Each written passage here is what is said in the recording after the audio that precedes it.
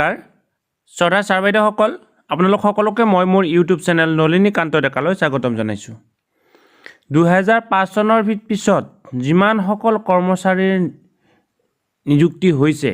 সেই সকলক এনপিএছৰ আওতাত ধৰা হয় আৰু এই এনপিএছ সংক্ৰান্তীয় এটি অত্যন্ত গুৰুত্বপূৰ্ণ খবৰ আজি মই আপোনালোকক জনাবৰ কাৰণে চেষ্টা কৰিম আশা কৰোঁ আপোনালোকে ভিডিঅ'টো শেষলৈকে চাব আৰু ভিডিঅ'টো চোৱাৰ পিছত উপকৃত হোৱা বুলি ভাবিলে আগলৈকে ফৰৱাৰ্ড কৰিব আগতে পুৰণা যিসকল কৰ্মচাৰী আছে তেওঁলোকে পেঞ্চন ব্যৱস্থা পায় সম্পূৰ্ণ ভাল পেঞ্চন পায় অল পেঞ্চন নীতিৰ জৰিয়তে জিপিএফৰ জৰিয়তে পেঞ্চন সিস্টেমটো চলি আছে কিন্তু নতুন কৰ্মচাৰীসকলৰ সেই পেঞ্চনৰ ব্যৱস্থা নাই আৰু পেঞ্চনৰ ব্যৱস্থা নথকাৰ কাৰণে অসম চৰকাৰৰ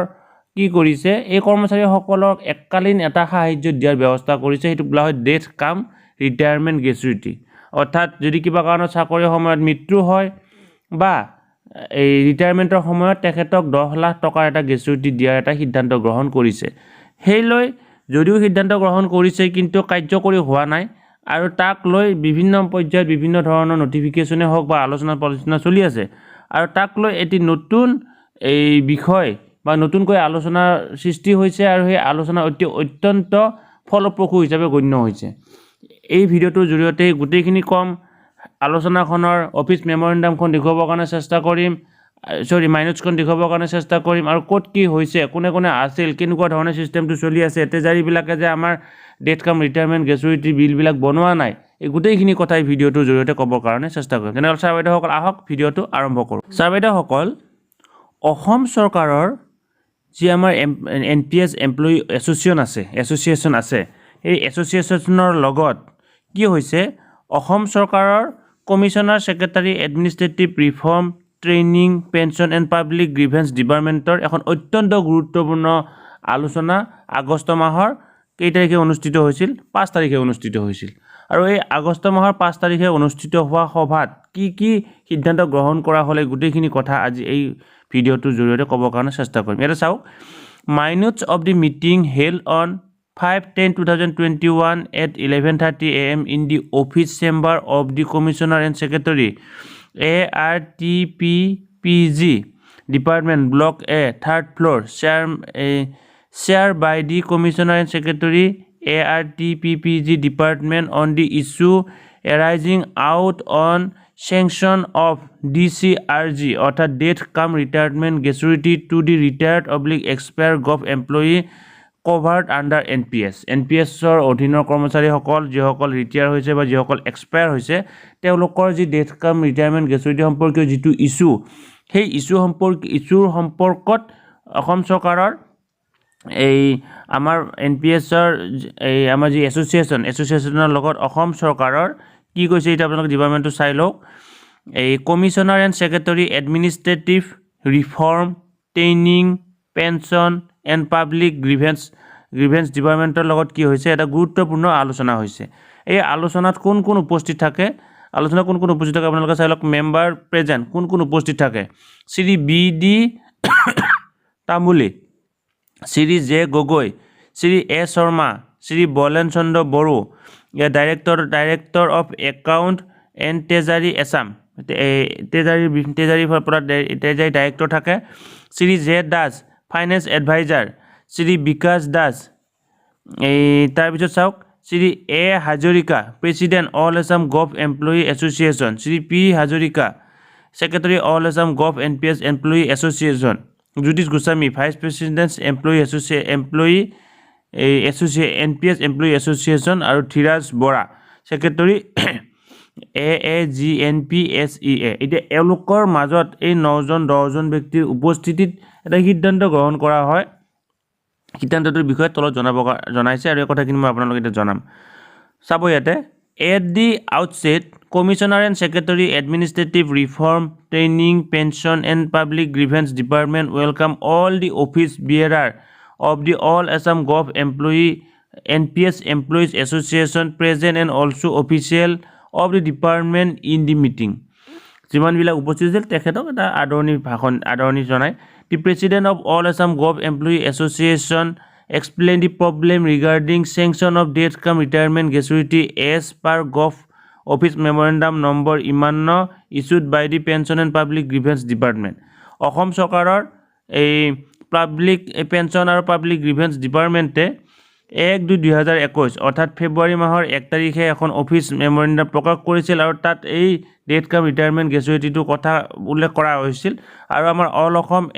NPS এমপ্লয়ী এছ'চিয়েশ্যনৰ সভাপতি মহোদয়ে এই কথাটো উল্লেখ কৰে যে আৰু এই কথাটো উল্লেখ কৰে।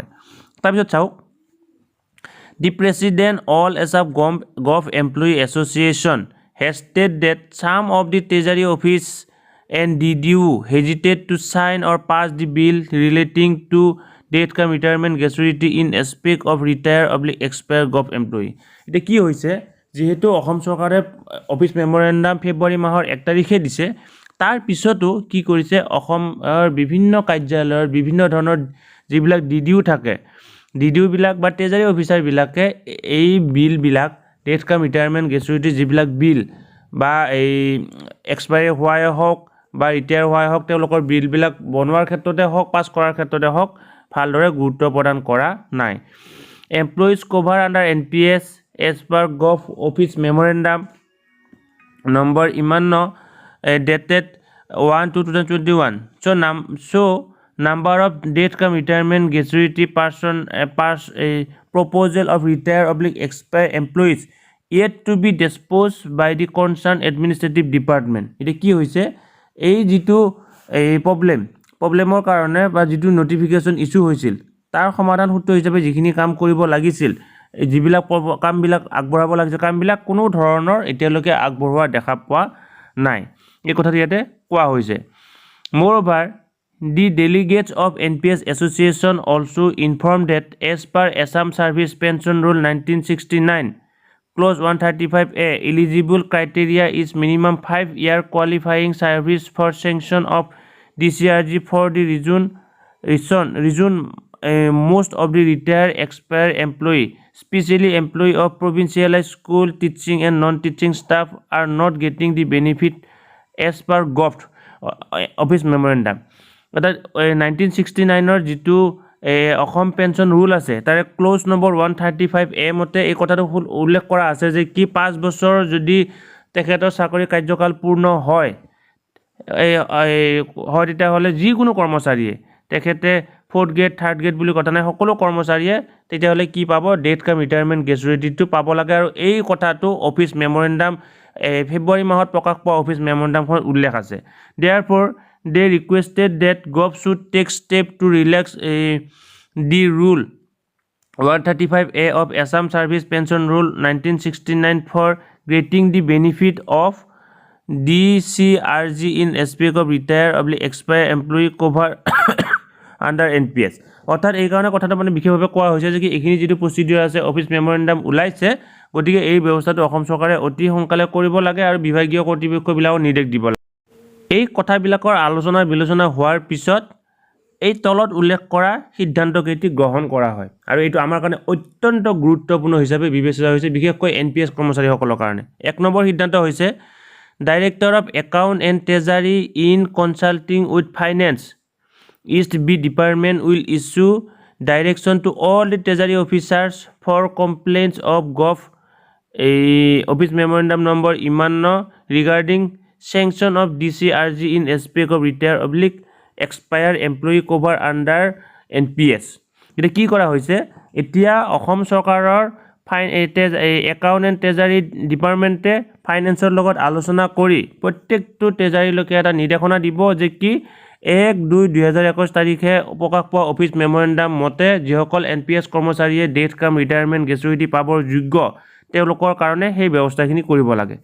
2 number, PNPG department shall obtain up-to-date status from all the administrative department regarding sanction of DCRG in respect of retire/expire employees cover under NPS. আৰু PNPG ডিপাৰ্টমেণ্ট কি কৰিব, আপ-টু-ডেট কৰিব কথাবিলাক, আৰু এই যিবিলাক কিছুমান ফৰ্মৰ প্ৰয়োজন হ'ব পাৰে সেই কথাখিনি ঠিক ঠাক কৰিব যাতে কোনো ধৰণৰ অসুবিধাৰ সৃষ্টি নহয় আৰু ৰিটায়াৰ হওক আৰু এক্সপায়াৰ হোৱা এমপ্লয়ীসকলে যাতে কি পাব পাৰে, NPSৰ সুবিধাখিনি পাব পাৰে। The meeting ended with a vote of thanks of the chair, আৰু এই শলাগৰ শৰাই দি মিটিংখন শেষ হয়। গতিকে বাকী যিয়ে নহওক কথাটো হ'ল অসম চৰকাৰৰ লগত আলোচনা হৈছে NPS কৰ্মচাৰীসকলৰ আৰু তাত সিদ্ধান্ত গ্ৰহণ কৰা হৈছে প্ৰত্যেকটো ট্ৰেজাৰীলৈকে দিব এই নিৰ্দেশনা দিব যিবিলাক ফৰ্ম ৰেডি কৰিব লাগে ফৰ্মবিলাক ৰেডি কৰা হ'ব আৰু অসম চৰকাৰৰ যিবিলাক NPSৰ কৰ্মচাৰী আছে কৰ্মচাৰীসকলে যিসকল ৰিটায়াৰ হৈছে বা যিসকলৰ ইতিমধ্যে এক্সপায়াৰ হৈছে যিসকলৰ সাৰ্ভিসৰ কাল 5 বছৰ পূৰ্ণ হৈছে তেওঁলোকে ডেথ কাম ৰিটায়াৰমেণ্ট গ্ৰেচুইটি পাবৰ কাৰণে সক্ষম হ'ব অত্যন্ত ভাল খবৰ আপোনালোকে যিমান পাৰে সিমান NPS কৰ্মচাৰীসকলৰ মাজত এই ভিডিঅ'টো শ্বেয়াৰ কৰক এইটো অকল শিক্ষক বুলি নহয় 2005 চনৰ পিছত এপইণ্টমেণ্ট পোৱা প্ৰত্যেকজন চৰকাৰী কৰ্মচাৰীয়ে এই NPS পাব ই তেখেত ডিচিও হ'ব পাৰে সাধাৰণ ফ'ৰ্থ গ্ৰেডো হ'ব পাৰে গতিকে যিমান পাৰে সিমান ভিডিঅ'টো শ্বেয়াৰ কৰক আৰু নিশ্চয় আপোনালোকে বাতৰিটোৰ জৰিয়তে উপকৃত হৈছে ধন্যবাদ